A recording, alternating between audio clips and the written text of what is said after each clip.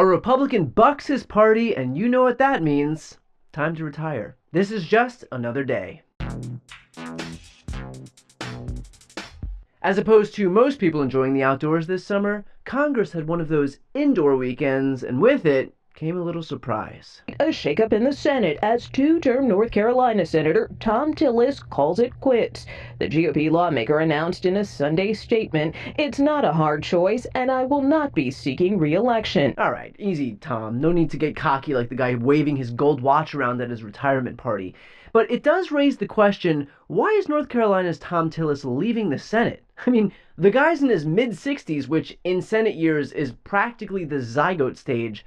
What gives? Before Tillis's announcement, the president warned of a potential primary challenge against him, calling him a talker and complainer. Talker and complainer? Donald Trump is the world champion of those things. I'm surprised Trump hasn't slapped his name on talking and complaining and sued Tillis for copyright infringement. Trump calling somebody a talker and complainer is like J.D. Vance calling somebody an eyeliner-wearing Pope killer. But sorry not sorry for my lack of gratitude toward a member of the Republican Party who finally found the courage to stand up to Donald Trump just as he was heading out the door. Tillis has been sounding the alarm for weeks that Donald Trump's bill will kick hundreds of thousands of people in his home state of North Carolina off of Medicaid, not to mention millions more around the country, which is why he can't vote for it, and he gave an impassioned, bolo tie-filled speech over the weekend. So what do I tell 663,000 people in 2 years or 3 years? When President Trump breaks his promise by pushing them off of Medicaid because the funding's not there. What are you supposed to tell them? I guess you could tell them that Donald Trump breaking a promise is the least unexpected thing since Matt Gaetz signed up to be Countryside High's new cheerleading coach. But you also might want to mention that you got them into this predicament by backing an egomaniacal liar who you not only witnessed try and overthrow the government after losing an election, but wholeheartedly threw your support behind in 2024. I believe the quote was, "Our ability to get a majority in the Senate is intrinsically linked to Trump winning, so we're like one team, one vision," which not only sounds like something that a terrible cheerleading coach would say, but also sounds like the words of a man who put his pursuit of power over doing what's right for his country. Now, I don't mean to talk and complain so much, but it seems to me like you have two choices when you're a member of the current Republican Party. Make Daddy Trump happy or retire. And this level of autocratic intimidation, one where anything less than total fealty is seen as betrayal, is not only being accepted by some, it's just being debated as the new norm. Let's look at the political implications here. What consequences could GOP senators face for not backing the big, beautiful bill? And let's start with specifics, because the consequences to Thom Tillis are kind of now null and void. He said, right, "I'm not running. I'm going to go get a consulting job or retire." You know, he'll get a consulting job or retire regardless of whether he votes for this. I'm looking at Rand Paul. And so David, the question becomes, would Donald Trump actually primary or use his mechanisms to primary Rand Paul? Would Trump do that? You mean the guy who did this? From Senator Rand Paul, who was accusing the White House of immaturity and petty vindictiveness, his words, this after he and his family were disinvited from the annual White House picnic. You're wondering if Donald J. Trump, a man who sent Rand Paul and his family a disinvitation to a picnic because he disagreed with the senator politically, would be so petty as to primary the guy for not voting for his bill? Oh, who's to tell? I gotta ask, is this the type of democracy that everybody's cool with? One where the President of the United States publicly threatens to end your political career if you happen to have an issue with part of his agenda? Apparently, if you are a member of a Republican Party that is so up Trump's ass they literally dress like him, the answer is a resounding yes. All but a few members of the GOP are so wholly owned by this president that they're willing to abandon any principles they used to have in deference to him. And whether it's motivated by admiration or intimidation, both scenarios are terrible. And so we're now left with some dystopian definition of heroism where members of Congress or the US Senate decide that they're going to grow a pair all around the same time that they're also retiring, which deserves the same level of gratitude as the kid who finally tells the high school bully to leave the kids alone, but does it on graduation day. And Tillis's announcement was not a one-off. Here's former Senator Bob Corker. At the beginning of Trump's first term, the two had a great relationship, and Corker was even on the short list to be Trump's Secretary of State. Now, that is not a joke about Bob Corker's height, although it could be.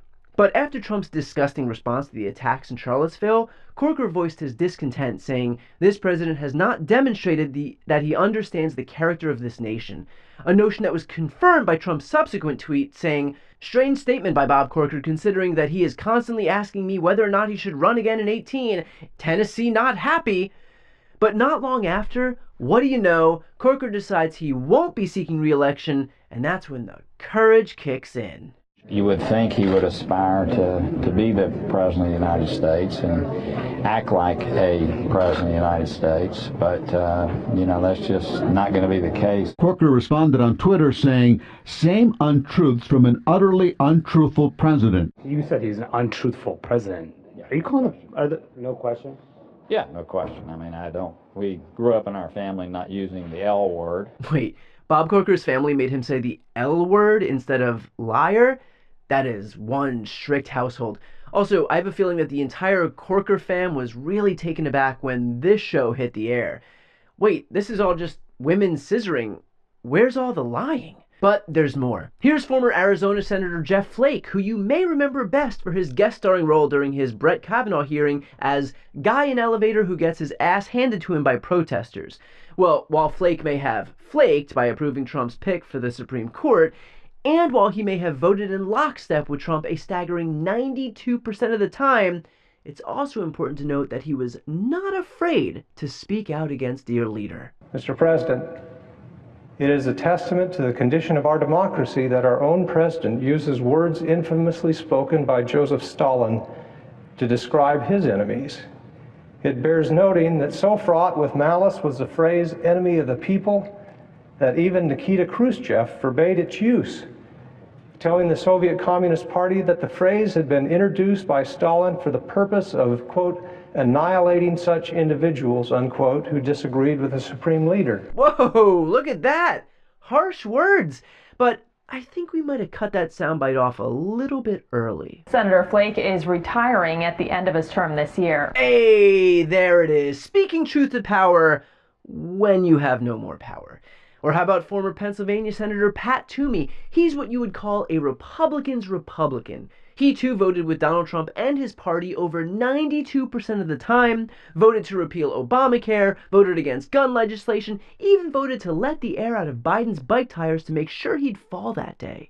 The point is that Toomey was a loyal member of the Republican Party who rarely had a harsh criticism of Trump during his first term. But after this happened in 2020... Well, today Senator Pat Toomey says he will not be running for re-election for 2022. That's when Toomey suddenly started raising his voice. The president's speech last night was very disturbing to me because he made very, very serious allegations without any evidence to support it. I think the best thing would be a resignation. Both of Pennsylvania's senators, Democrat Bob Casey and Republican Pat Toomey, voted to convict former President Trump. Yes, a true profile and courage to see Toomey finally willing to clap back at Trump from the moving van as he's leaving town.